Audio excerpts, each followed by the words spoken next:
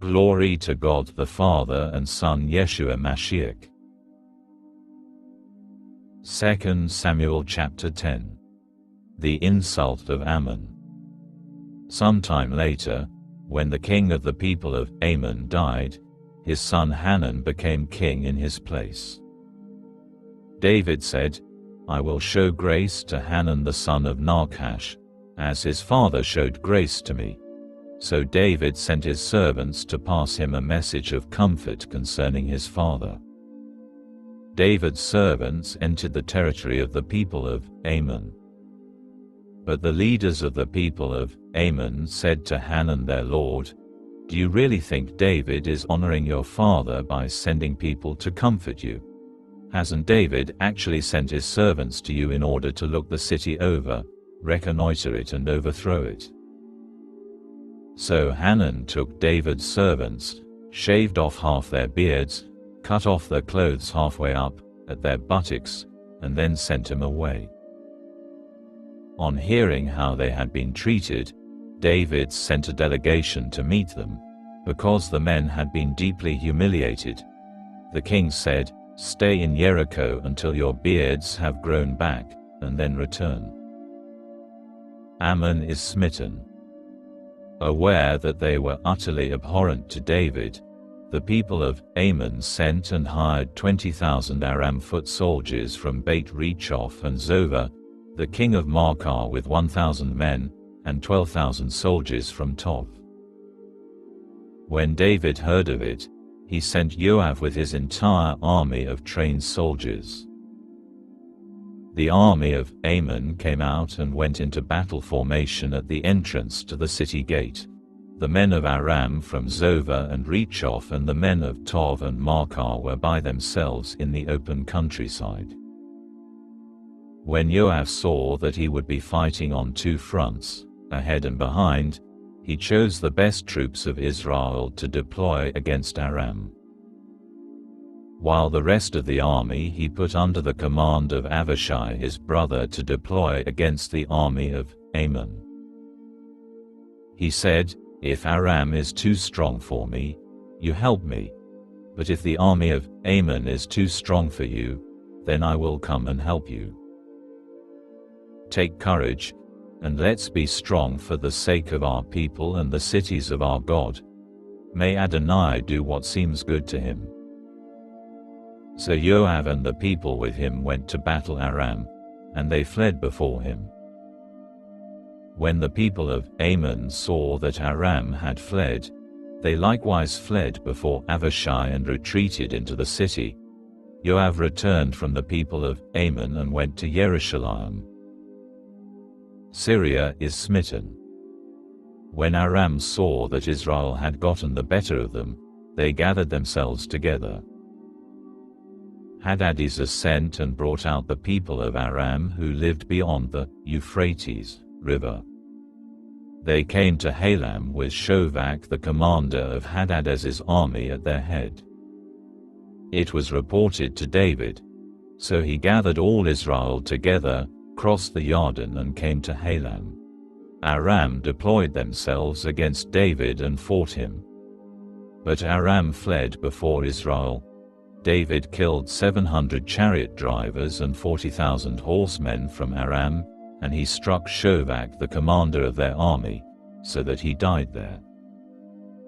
When all Hadadezer's vassal kings saw that they had been defeated by Israel, they made peace with Israel and became their subjects, so Aram was afraid to help the people of Ammon anymore. 2 Samuel chapter 11. David sins with Bathsheba. In the spring, at the time when kings go out to war, David sent out Joab, his servants who were with him and all Israel. They ravaged the people of Ammon and laid siege to Rabbah. But David stayed in Jerusalem. Once, after his afternoon nap, David got up from his bed and went strolling on the roof of the king's palace. From the roof he saw a woman bathing, who was very beautiful. David made inquiries about the woman and was told that she was Bathsheba, the daughter of Eliam, the wife of Uriah the Hittite. David sent messengers to get her, and she came to him, and he went to bed with her, for she had been purified from her uncleanness. Then she returned to her house. The woman conceived, and she sent a message to David, "I am pregnant." Uriah does not go to his house. David sent this order to Joab, "Send me Uriah the Hittite." Joab sent Uriah to David. When Uriah had come to him, David asked him how Joab was doing, how the people were feeling, and how the war was going. Then David said to Uriah, "Go down to your house and wash your feet." Uriah left the king's palace and was followed by a present of food from the king. But Uriah slept at the door of the king's palace with all the servants of his lord and didn't go down to his house. When they told David, Uriah didn't go down to his house, David said to Uriah, "Haven't you just arrived from a journey? Why didn't you go down to your house?" Uriah answered David, "The ark, Israel and Yehudah stay in tents, and my lord Joab and the servants of my lord are camping in the countryside. So should I go into my house to eat and drink and go to bed with my wife? As surely as you live, I will not do such a thing." David said to Uriah, "Stay here today also. Tomorrow I will let you leave." So Uriah stayed in Jerusalem that day and the following day. David summoned him, ate and drank with him, and got him drunk. But in the evening he went out and lay on his bed with his lord's servants and did not go down to his house. David commands Uriah's murder. In the morning David wrote a letter to Joab and sent it with Uriah. In the letter he wrote, "Put Uriah on the front lines of the fiercest fighting, then pull back from him, so that he will be wounded and killed." So while Joab had the city under siege, he assigned Uriah to the place where he knew the toughest defenders were. The men of the city went out and fought Joab. A number of people fell, including some of David's servants, with Uriah the Hittite among the dead. Joab sent a message to David reporting all the news concerning the war. And he instructed the messenger, "When you have finished telling the king all the news about the war, he may become angry and ask you, 'Why did you get so close to the city to fight? Didn't you know they would shoot from the wall? Didn't you think about the person who struck Abimelech the son of Yerubbesheth, that a woman threw an upper millstone down on him from the wall, so that he died at Tevez? Why did you go so near the wall?' If he says this, tell him, 'Your servant Uriah is dead also.'" So the messenger left, and on arrival he told David all that Joab had sent him to say. The messenger said to David, "The men were overpowering us and came out after us into the countryside, but we chased them back all the way to the entrance of the city gate. The archers shot at your servants from the wall. Some of the king's servants are dead. Also your servant Uriah the Hittite is dead." David said to the messenger, "Tell Joab, don't let this matter get you down. The sword devours in one way or another. Intensify your battle against the city, and overthrow it, and encourage him." David takes Bathsheba as his wife. When the wife of Uriah heard that Uriah her husband was dead, she mourned her husband. When the mourning was over, David sent and took her home to his palace, and she became his wife and bore him a son. But Adonai saw what David had done as evil. 2 Samuel chapter 12. Prophecy of the sword. Adonai sent Nathan to David. He came and said to him, In a certain city there were two men, one rich, the other poor. The rich man had vast flocks and herds. But the poor man had nothing, except for one little ewe lamb, which he had bought and reared. It had grown up with him and his children. It ate from his plate, drank from his cup, lay on his chest. It was like a daughter to him. One day a traveler visited the rich man, and instead of picking an animal from his own flock or herd to cook for his visitor, he took the poor man's lamb and cooked it for the man who had come to him. David exploded with anger against the man and said to Nathan, "As Adonai lives, the man who did this deserves to die. For doing such a thing, he has to pay back 4 times the value of the lamb, and also because he had no pity." Nathan said to David, "You are the man. Here is what Adonai, the God of Israel, says, I anointed you king over Israel. I rescued you from the power of Shaul. I gave you your master's house and your master's wives to embrace. I gave you the house of Israel and the house of Yehudah, and if that had been too little, I would have added to you a lot more. So why have you shown such contempt for the word of Adonai and done what I see as evil?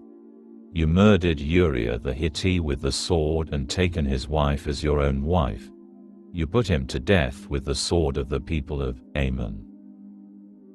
Now therefore, the sword will never leave your house, because you have shown contempt for me and taken the wife of Uriah the Hittite as your own wife. Here is what Adonai says, I will generate evil against you out of your own household. I will take your wives before your very eyes and give them to your neighbor. He will go to bed with your wives, and everyone will know about it. For you did it secretly, but I will do this before all Israel in broad daylight. David repents. David said to Nathan, I have sinned against Adonai. Nathan said to David, Adonai also has taken away your sin. You will not die. However, because by this act you have so greatly blasphemed Adonai, the child born to you must die. God takes away the son of the adultery. Then Nathan returned to his house. Adonai struck the child that Uriah's wife had borne to David, and it became very ill. David prayed to God on behalf of the child. David fasted, then came and lay all night on the ground. The court officials got up and stood next to him trying to get him off the ground, but he refused, and he wouldn't eat food with them. On the 7th day, the child died. The servants of David were afraid to tell him that the child was dead, because they said, while the child was still alive, we spoke to him, and he didn't listen to us. If we tell him now that the child is dead, he may do himself some harm. But when David saw his servants whispering to each other, he suspected that the child was dead. David asked his servants, Is the child dead? And they answered, He is dead. Then David got up off the ground, washed, anointed himself and changed his clothes. He went into the house of Adonai and worshipped. Then he went to his own palace, and when he asked for food, they served it to him, and he ate. His servants asked him, What are you doing? You fasted and wept for the child while it was alive, but now that the child is dead, you get up and eat food. He answered, While the child was still alive, I fasted and wept, because I thought, maybe Adonai will show his grace to me and let the child live. But now that he's dead, why should I fast? Can I bring him back again? I will go to him, but he will not return to me. God gives a second son. David comforted his wife Bathsheba, came to her and went to bed with her. She gave birth to a son and named him Shlomo. Adonai loved him. and sent through Nathan the prophet to have him named Yedidjah, loved by God, for Adonai's sake. Joab's loyalty to David. Joab fought against Rabbah of the people of Ammon and took the royal city. Joab sent people to David with this message: I have fought against Rabbah and captured its water supply. Therefore, assemble the rest of the people, lay siege to the city, and capture it.